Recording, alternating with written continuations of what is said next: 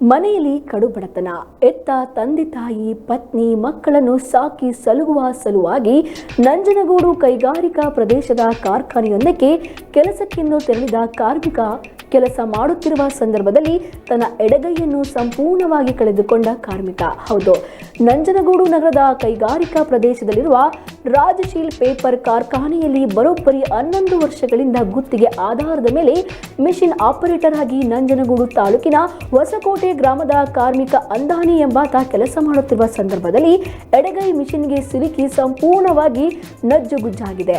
ಕೂಡಲೇ ಕಾರ್ಖಾನೆಯ ನೌಕರರು ಮೈಸೂರಿನ ಅಪೋಲೋ ಆಸ್ಪತ್ರೆಗೆ ದಾಖಲು ಮಾಡಿದ್ದಾರೆ. ಹಂತ ಹಂತವಾಗಿ ಈ ಕಾರ್ಮಿಕ ಚೇತರಿಸಿಕೊಂಡಿದ್ದಾನೆ. ಆದರೆ ಈ ಕಾರ್ಮಿಕ ಈ ಕೆಲಸದಿಂದ ತನ್ನ ಕೈಯನ್ನ ಕಳೆದುಕೊಂಡಿದ್ದಾನೆ.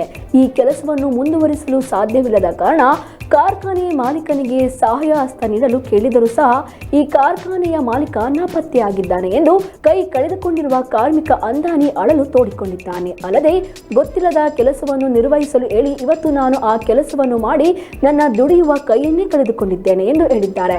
ಇದಕ್ಕೆ ಮೂಲ ಕಾರಣ ಕಾರ್ಖಾನೆಯ ವ್ಯವಸ್ಥಾಪಕ ಟಾಮಿ ಮತ್ತು HR ಮನು, ಮಾಲೀಕ ಜೇಮ್ಸ್ ಮುಲಾಯನ್, ಸೂಪರ್ವೈಸರ್ ಶ್ರೀನಿವಾಸ್ ಎಂಬುವರ ವಿರುದ್ಧ ಸೂಕ್ತ ಕ್ರಮ ಕೈಗೊಳ್ಳಬೇಕು ಎಂದು ನಂಜನಗೂಡು ಪೊಲೀಸ್ ಠಾಣೆಗೆ ದೂರು ನೀಡಿದ್ದಾರೆ. ಇನ್ನು ಕಾರ್ಮಿಕ ಇಲಾಖೆ ಮತ್ತು ಪೊಲೀಸ್ ಇಲಾಖೆ ಎಚ್ಚೆತ್ತುಕೊಂಡು ಬೀದಿಗೆ ಬಿದ್ದಿರುವ ಕುಟುಂಬಕ್ಕೆ ಆಸರೆಯಾಗುವಂತೆ ಕಾರ್ಖಾನೆಯ ಮಾಲೀಕರ ವಿರುದ್ಧ ಕ್ರಮ ಕೈಗೊಂಡು ಪರಿಹಾರ ಕಲ್ಪಿಸಿಕೊಡಬೇಕಾಗಿದೆ.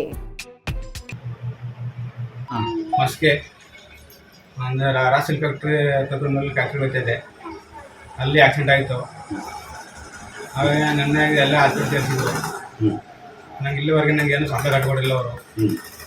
ನಾನು ಎಲ್ಲ ಹೋದ್ರೆ ಎಲ್ಲ ಯಾರು ಬಂದಿಲ್ಲ ಸಹಾಯಕ್ಕೆ. ಬಯಾಸರು ಕವಿಸರ್ ಬಂದು ಎಲ್ಲ ನಮ್ಮ ಮುಂದೆ ಏನಾಗಬೇಕು, ಮುಂದೆ ನನಗೆ ಏನಾದರೂ ಒಂದು ಕೆಲಸ ನಂಗೆ ಪರಿಹಾರ ಆಗಬೇಕು ಸರ್. ಎಲ್ಲ ಮಾಡ್ಕೊಡಿ ಸರ್.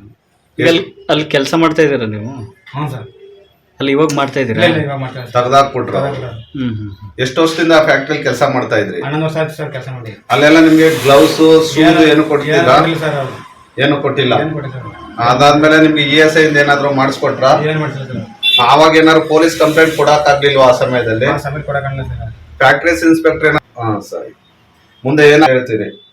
ಅದೇ ಮುಂದೆ ಸರ್ ನನಗೆ ನಮ್ಮ ಜೀವನಕ್ಕೆ ಈ ಥರ ಆಗಿದೆ ಸರ್. ನಮ್ಗೆ ತೊಂದರೆ ಆಗಿದೆ. ನಮ್ಮ ಮನೆ, ನಮ್ಮ ಹೆಂಡತಿ, ನಮ್ಮ ಮಕ್ಕಳಿಗೆ ಈಚೆ ಬಂದಿದ್ದೀವಿ. ನನಗೆ ನಮ್ಮ ಸಹಾಯಕ್ಕೆ ಯಾರು ಬರಲ್ಲ. ಅದಕ್ಕೆ ನಾವು ಈ ಥರ ನಾವು ಕೋರ್ಕೊಳ್ತಾ ಇದ್ದೀವಿ ಸರ್. ಸರಿ, ಅಂದಾನೆ ಅವ್ರ ವೈಫು ಅವ್ರು ಫ್ಯಾಕ್ಟ್ರಿ ಹೋಯ್ತಿದ್ದು. ನೈಟು ಕೈ ಎಟ್ ಮಾಡ್ಕೊಂಡವ್ರೆ. ನಮ್ಗೆ ಮನೇಲಿ ಯಾರು ನೋಡ್ಕೊಳ್ಳೋರಿಲ್ಲ. ಇವ್ರೆ ನಮ್ಗೆ ಆಧಾರವಾಗಿದ್ದು. ಇವಾಗ ನಾವು ಯಾರು ಸಹಾಯ ಮಾಡ್ತಿಲ್ಲ ನಮ್ಗೆ. ಈಗ ಇವ್ರನ್ನ ನಂಬ್ಕೊ ಬಂದಿವಿ, ಸ್ವಲ್ಪ ಸಹಾಯ ಮಾಡ್ಕೊಡಿ ಹೇಳ್ತಾ ಇದ್ದಾರೆ. ಅವರು ಯಾವಾಗ ಮನೆಗೆ ಬಂದು ಮಾಡ್ಕೊಡ್ತೀನಿ, ಕೆಲಸನೂ ಕೊಡ್ತೀನಿ ಅಂತ ಹೇಳಿದ್ರು. ಇವಾಗ ನೋಡಿದ್ರೆ ಫೋನ್ ಮಾಡಿದ್ರೆ ಫೋನು ರಿಸೀವ್ ಮಾಡ್ತಾ ಇಲ್ಲ. ಫ್ಯಾಕ್ಟ್ರಿ ಹತ್ರ ಹೋದ್ರೆ ಏನು ರೆಸ್ಪಾನ್ಸ್ ಮಾಡ್ತಾ ಇಲ್ಲ. ಅವರು ಫೋನು ಮಾಡ್ತಿಲ್ಲ. ವಾಸಿನ ಏನಂತ ಕೇಳಕ್ಕೂ ಫೋನ್ ಮಾಡಿಲ್ಲ ಅವರು. ನಮಸ್ಕಾರ, ನಾನು ರವಿಕುಮಾರ್ ಅಂತ ಅಡ್ವೊಕೇಟು. ವಿಚಾರ ಇಷ್ಟೇ, ರಾಜಶೀಲ್ ಫ್ಯಾಕ್ಟ್ರಿ ನಂಜನಗೂಡಲ್ಲಿರುವಂತಹ ಪೇಪರ್ ಫ್ಯಾಕ್ಟ್ರಿ ಆದಂತ ಇದರಲ್ಲಿ ಅಂದಾನಿ ಅಂತ ಒಂದು ಹುಡುಗ, ಒಂದು ಕಾರ್ಮಿಕ 13 ವರ್ಷದಿಂದ ಅಲ್ಲಿ ಕೆಲಸ ಮಾಡ್ತಾ ಇರ್ತಾನೆ.